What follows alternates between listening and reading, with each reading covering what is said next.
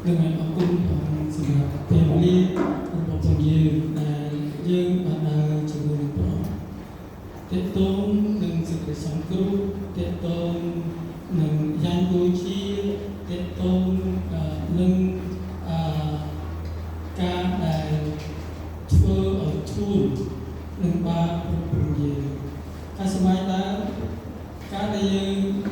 ត្រូវជំនុំជនជាតិអ៊ីស្រាអែលបានធ្វើនោះគឺសំដៅទៅលើជាដែលជាយ៉ាងដូចជាដើម្បីជំនួសយើងទាំងអស់គ្នាតេតងនឹងសម័យមុនគឺជាទៅតាមសេចក្តីប្រកបបញ្ញត្តិរបស់ព្រះព្រះឬក៏ក្រឹតវិន័យរបស់ព្រះព្រះអង្គបានរៀនជាមួយលោកគ្រូតេតងនឹងលោកអាប់រ៉ាហាំហើយតេតងតាំងពីលោកអាដាមមកកាអ៊ីនអេប៊ែលនោះគឺតេតងនឹងដែនបូជាប៉ុន្តែមានសេចក្តីសុចរិតនិងមានសេចក្តីទុច្ចរិតរួមផ្សំនៅជាមួយជាវិរិយមកដល់គឺទាំងអស់គ្នាដែរជាដែលជាបងរំលងជាដើម្បីនឹងលោកសម្បត្តិបាបរបស់ផងយើងគឺជាជាដែលល្អឥតខ្ចោះដែលមានស្និទ្ធស្នាលជាអ្វីដែលជាមន្ទិលនៅចំពោះព្រះអង្គចាស់ទៅតាមសេចក្តីប្រកបរបស់ព្រះអង្គអញ្ចឹងនេះមានទៅសំខាន់គឺជាសត្វដែលបានសម្រាប់នៅសេចក្តីសុចរិតសម្រាប់រាជរបស់ព្រះអង្គដែលតាមព្រះអង្គអស់រយៈពេលជាយូរឆ្នាំហើយរហូតមកដល់ដំណាក់កាលមួយទៀតដែលព្រះទ្រង់សម្រាប់នៅសេចក្តីសុចរិតមួយតាមរយៈព្រះអង្គថាព្រះយេស៊ូវគ្រីស្ទជាព្រះម្ចាស់នៃយើងយ៉ាងដូចជាដែលជានិមិត្តរូបរបស់ពួកយើងក្នុងសម័យដើមទៅតាមក្រឹតវិន័យគឺជាជាប៉ុន្តែព្រះអង្គម្ចាស់ដ៏ជាព្រះទ្រង់ជាយ៉ាងដូចជាដល់យើងទាំងអស់គ្នាដោយសម្រាប់ទៅតាមបទគម្ពីរយ៉ូហានចំពោះ3ខ16ក៏បានរៀបរាប់សម្រាប់យើងទាំងអស់គ្នានៅក្នុងករណីដែលយើងដែលទទួលព្រះអង្គឬក៏អស់អ្នកណាដែលទទួលព្រះជាបុត្រានឹងត្រូវនេះពីនេះគឺជាសេចក្តីស្លាប់ពីនេះគឺជាការអស់ជីវិតពីនេះគឺត្រូវការរំទុកឬរំកម្មនៅក្នុងនរកឲ្យសារអំពើបាបបានជាព្រះអង្គទ្រង់ចាត់ព្រះបុត្រាទាំងនោះនេះដើម្បីជាកត្តាមួយយ៉ាងសំខាន់ព្រះយេស៊ូវយាងមកគឺជាការទំនាយតាំងពីជំនាន់ដើមមកគឺជំនាន់របស់ផងទំនាយរបស់ផងហូរ៉ាទាក់ទងនឹងជនជាតិអ៊ីស្រាអែលមុនព្រះគ្រីស្ទទ្រង់យាងមកគេកំពុងតែរងចាំអ្នកណាគឺជាព្រះមេស៊ីដែលពួកជនជាតិអ៊ីស្រាអែលគិតថាកាលណាព្រះយេស៊ូវគ្រីស្ទព្រះមេស៊ីទ្រង់យាងមកទៅតាមសេចក្តីសម្រេចនៅក្នុងទំនាយនៅក្នុងជីវិតនិងគំនិត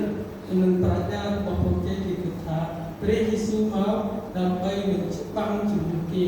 ទាំងដើមរៀបពីសាសជនជាតិរ៉ូមដើម្បីគ្រប់គ្រងហើយដឹកនាំជនជាតិអ៊ីស្រាអែលឲ្យជ័យជំនះនៅក្នុងជីវិតរបស់ពួកគេដែលគេនឹងទទួលនៅពេលដែលព្រះមេស៊ីបានយាងមកប៉ុន្តែព្រះទ្រង់មិនបានមានផែនការដូច្នោះទេព្រមថាគំនិតឯងមិនដូចជាគំនិតអញទេព្រមមានផែនការមួយផ្សេងទៀតដើម្បីនឹងច្បាំងយកជ័យជំនះហើយសេចក្តីច្បាំងរបស់ព្រះអង្គនោះគឺជាព្រះបុត្រាព្រះអង្គដែលទ្រង់យាងមកហើយយាងមកព្រះអង្គទៅដល់ក្រុងយេរូសាឡិមហើយព្រះអង្គត្រូវគេចាប់គេវាគេធ្វើបាបហើយគេឆ្កាងព្រះអង្គបាទនេះគឺជាចន្ទពូជាដែលព្រះអង្គទ្រង់នឹងធ្វើហើយនេះគឺជាច្បាំងដែលព្រះអង្គ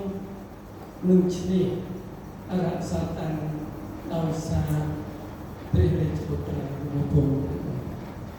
ដូច្នេះព្រះយេស៊ូវគ្រីស្ទទ្រង់យាងមកចម្បាំងរបស់ព្រះអង្គគឺបានទទួលជោគជ័យដោយព្រះអង្គទ្រង់សុគតអាណាគឺថាព្រះអង្គសុគតលោកវិជាជ័យជំនះហើយឯ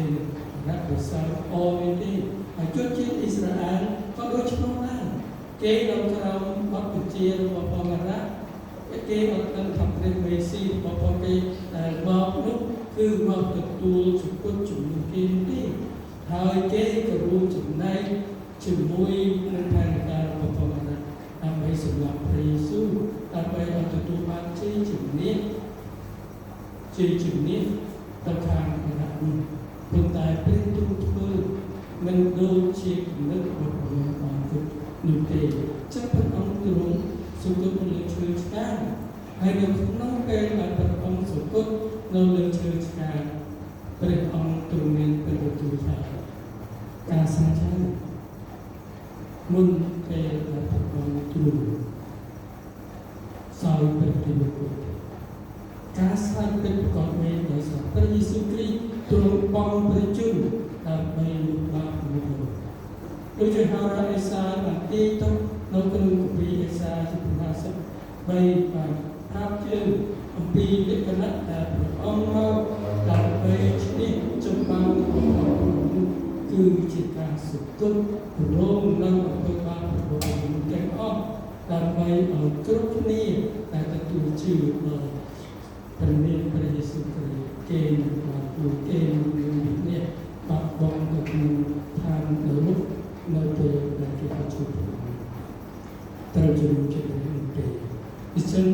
នេះគឺជាគោលសំខាន់មួយព្រះយេស៊ូវទ្រង់យាងមកពួកសិស្សរបស់ព្រះអង្គក៏គេអត់យល់អំពីផាតីរបស់ព្រះអង្គជាយ៉ាងដូចតែតែទ្រង់ធ្វើយ៉ាងដូចនេះហើយព្រះអង្គឲ្យគុំតាំងទៅឲ្យគេព្រះអង្គយកគុំតាំងមកអរព្រគុណហើយលើកអរព្រគុណហើយក៏ហត់ឲ្យគេបរិភោគហើយព្រះអង្គមានទូលថានេះជារូបកាយខ្ញុំសូមទទួលបរិភោគគឺនេះជារូបកាយខ្ញុំបងប្អូនដែលទទួលតាមដោយជាពួកសិស្សតើស្គាល់ទេយល់ទេទៅហាតីស្ការសម្រាប់ព្រះអង្គមានន័យថាដូចនេះតែព្រះអង្គយកមុខបាំងឲ្យគេហើយថានេះជារូបកាយខ្ញុំពិបាកមែនទេហើយពិបាកនឹងយល់ពីអាចបំបាននោះព្រះអង្គប្រាជ្ញាយល់ប៉ុន្តែគេនឹងយល់នៅពេលក្រោយដូចជាយើងដែរយើងយល់បន្ទាប់អំពីយើងបានដឹងច្បាស់ស្គាល់ច្បាស់អំពីផែនការរបស់ព្រះអង្គចាស់ជាព្រះយេស៊ូវបាទនេះគឺជាលក្ខណៈមួយជាគណៈមួយសំខាន់សម្រាប់យើងអញ្ចឹងលោកតាំងសម្ដែងអំពីរូបអង្គមានន័យថាលោកតាំងនោះគ្មានអំណាចអ្វីទេប៉ុន្តែព្រះអង្គថាពិសាចប់នេះជារូបកាយក្នុងមានន័យថាព្រះអង្គទ្រង់ត្រូវគេឆ្កាត្រូវគេវាគេស្ដោះដាក់គេធ្វើគ្រប់អាយ៉ាងទាំងអស់ឲ្យរូបកាយរបស់ព្រះតិចស្ទីដូចជាលោកតាំងខ្លាយទៅជាលោកតាំងហើយលោកតាំងនេះគឺជាប្រភពនៃជីវិតដល់មនុស្សទាំងអស់នេះគឺជាលក្ខណៈអាចកំបាំងនៅក្នុងអត្តពេលដែលដូចចិត្តរបស់យើងហើយយើងមានចំណុចនេះហើយយើងទទួលលោកតាំង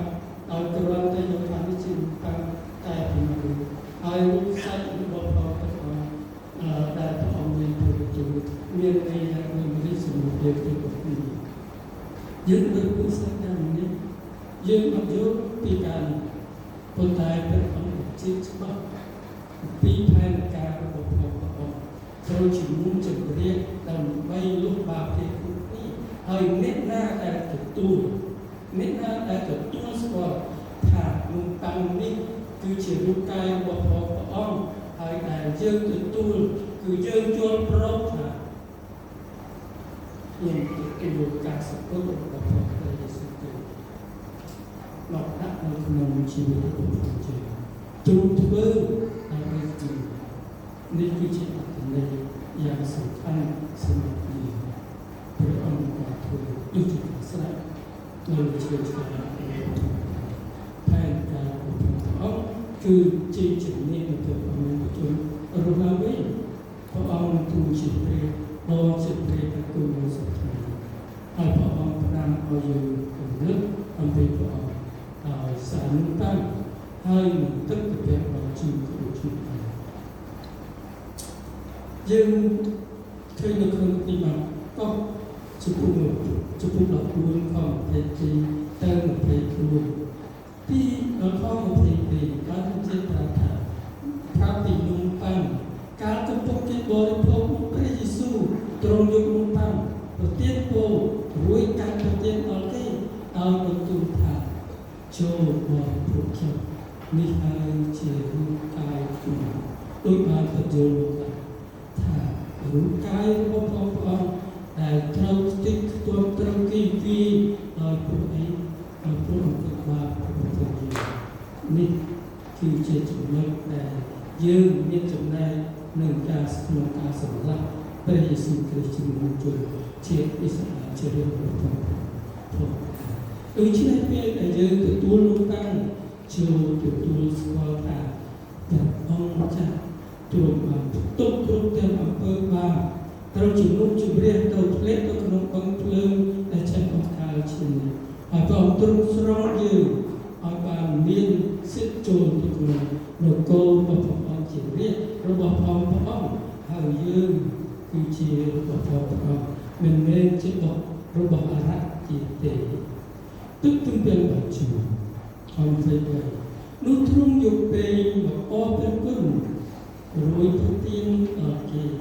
ហើយគេក៏ផឹកគ្រប់គ្នាទ្រង់បន្ទូលថានេះហើយជាឈាមខ្ញុំគឺជាឈាមនៃសញ្ញាថ្មីដែលត្រូវជ្រើសរើសសម្រាប់មនុស្សជាច្រើនពិតប្រាកដទឹកទំពាំងបាជូគ្មានអ្វីខ្លឹមសារអ្វីសម្រាប់យើងជួយយើងទេប៉ុន្តែព្រះអង្គថាឈាមដែលព្រះអង្គបានបំពោនៅលើជើងឆ្កាស្រោចសម្រាប់នៅលើប្រតិពីនៅលើធរណីនៅលើដីដែលត្រូវបណ្ដាសាគ្រប់ទាំងអស់បានត្រូវជាស្អាតបានត្រូវប្រត់ឲ្យបានស្អាតនៅក្នុងចំពោះព្រះអង្គវិញដោយតាមណាយើងទទួលស្គាល់ថាព្រះយេស៊ូវទ្រង់បានសគត់លុបបាបខ្ញុំឈាមរបស់ព្រះអង្គលុបបាបយើងលុបបាបខ្ញុំហើយលាងសម្អាតគ្រប់ទាំងអំពើទុច្ចរិតរបស់ខ្ញុំនៅវេលាដែលខ្ញុំទទួលព្រះអង្គជាព្រះសម្បត្តិនេះគឺជាចំណុចសំខាន់សម្រាប់យើងមនុស្សនេះដែលទទួលនឹងទឹកនៅវេលាថ្ងៃនេះគឺកំឡុងមកជួយបានបាទ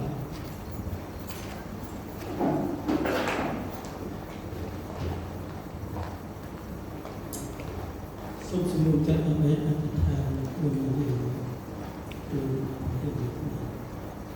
អរព្រះដ៏ជាម្ចាស់ជីវិតនៃទូព្រះគុណយើងខ្ញុំថ្ងៃនេះភ្នែកយើងខ្ញុំបានស្មារតីយើងខ្ញុំបាននឹកពីព្រះអង្គឃើញគ្រប់សពដែលព្រះអង្គទ្រង់បានធ្វើសម្រាប់ទូព្រះគុណយើងខ្ញុំហើយមនុស្សទាំងអស់ដែលអស់នេះដែលព្រះអង្គបានសង្គ្រោះនិងទទួលប្រោសឲ្យរួចអំពីអំពើបាបការទាំងអស់ព្រះអង្គធ្វើស្រេចនៅលើជើងឆ្កាទ្រង់សុគតហើយព្រះអង្គបានប្រជុំរស់ឡើងវិញហើយព្រះអង្គជាព្រះដ៏ជាព្រះដែលកំពុងតែជាមួយការពារថែរក្សាដល់ទូព្រះគុណយើងខ្ញុំទាំងអស់គ្នាយើងខ្ញុំទាំងអស់គ្នាបានជាជាមួយនឹងព្រះបិតាដោយសារព្រះហេតុនៃព្រះជាត្រាស់ទូលដោយសាររូបកាយដ៏ខ្ទេចខ្ទាំរបស់ព្រះអង្គដែលដូចជាមួយទូព្រះគុណយើងខ្ញុំទាំងអស់គ្នាសូមឲ្យអត្ថន័យនេះជ្រុលជ្រែកនៅក្នុងជីវិតទូព្រះគុណយើងខ្ញុំទាំងអស់គ្នាជាមូលហេតុឲ្យយើងថ្វាយបង្គំព្រះអង្គក្នុងជីវិតរបស់យើងខ្ញុំម្នាក់ដើរតាមព្រះអង្គជារៀងដល់តាមគាត់របស់ព្រះអង្គដល់ព្រះអង្គទូលជាទូលគុំអរគុណសម្រាប់គុំតាំង តំណាងអំពីអំណោយទាននៃជីវិតតែត្រូវប្រកបដោយអត់គុណគុណទឹកទៅเป็นបោជូតំណាងអំពីព្រះហេតុហូរលៀងសម្អាតទូលប្រគុណវិញ្ញាណខ្ញុំបានគូនឹងទទួលគូនឹងបានទទួលប្រគុណរបស់បងប្អូនគូនឹងរស់នៅក្នុងប្រគុណអំណាចព្រះចេស្តារបស់ព្រះជាដោយគុណអរគុណក្នុងព្រះយេស៊ូវគ្រីស្ទ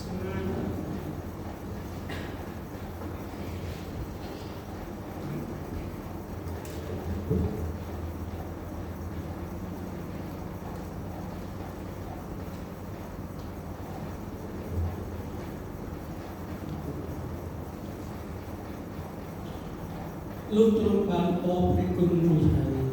ក៏កាន់នឹងតាមឲ្យយើងបន្ទូលថាចូលយើងពិសាចុះនេះជាសេចក្តីទុកជាសេចក្តីរំលឹកពីខ្ញុំ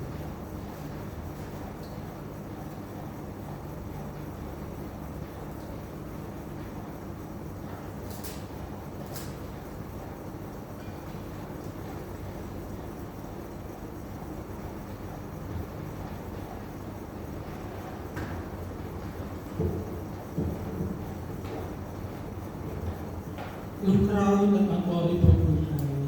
លោកទ្រង់ក៏យកពេលបានដូចឆ្នាំដែរឲ្យបន្ទូលថាពេលនេះជាសញ្ញាថ្មីឲ្យនឹងឈាមខ្ញុំចូលធ្វើដូច្នេះរាល់វេលាណាដែលផឹកទុកជាសេចក្តីរំលឹកខ្ញុំ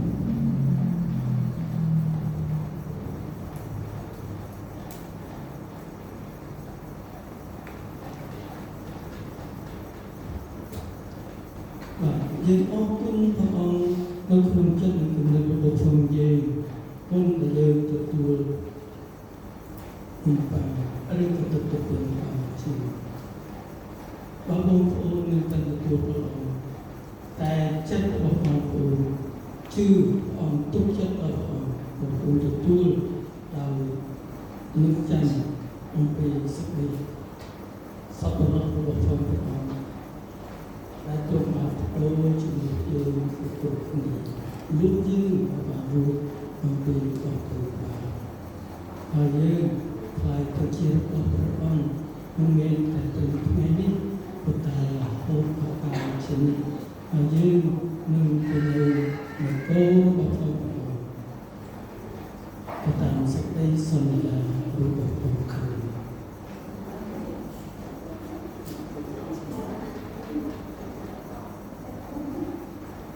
ដូចនេះកាលដូចជាព្រះអង្គធ្វើស្រេចនៅលើជើងឆ្កាងការទាំងអស់ស្រេចតាមព្រះយេស៊ូវគ្រីស្ទទ្រង់បានសគត់មួយដងជាសម្រាប់ព្រះអង្គទ្រង់តម្រូវឲ្យមនុស្សយើងទាំងអស់គ្នាស្លាប់មួយដងទៅត្រូវជួបការជំនុំជម្រះ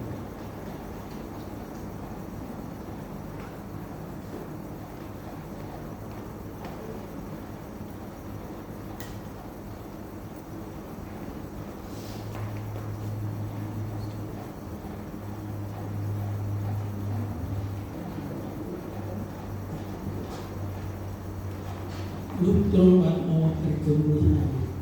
ក៏កាត់នឹងបានឲ្យមានបន្ទូលថាចូលយកពិសាចុះនេះជារកាយខ្ញុំសូមទទួលដំណឹកតាមពីព្រះ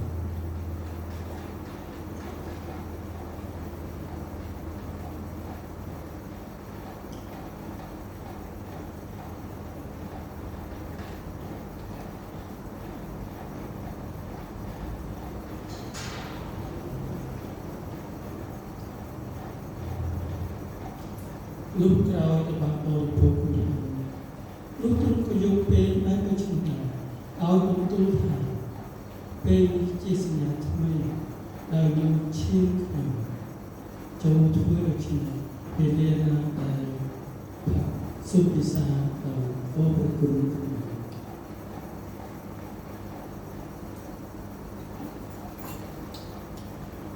សុខជំនឿចិត្តដើម្បីអធិដ្ឋានអោព្រះបិតាព្រះបុត្រព្រះវិញ្ញាណបរិសុទ្ធទូលគុណយើងជាចិត្តគ្នាអរព្រះគុណព្រះអង្គដែលទ្រ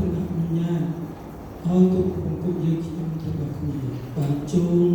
មកក្នុងដំណាក់របស់ផងព្រះអង្គឲ្យមានសេចក្តីក្លាហានគ្រប់ទាំងសេចក្តីសន្យារបស់ផងព្រះអង្គបានបញ្ជាក់នៅក្នុងជីវិត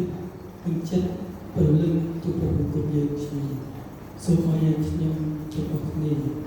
បានរស់នៅក្នុងសេចក្តីស្រឡាញ់របស់ផងព្រះអង្គ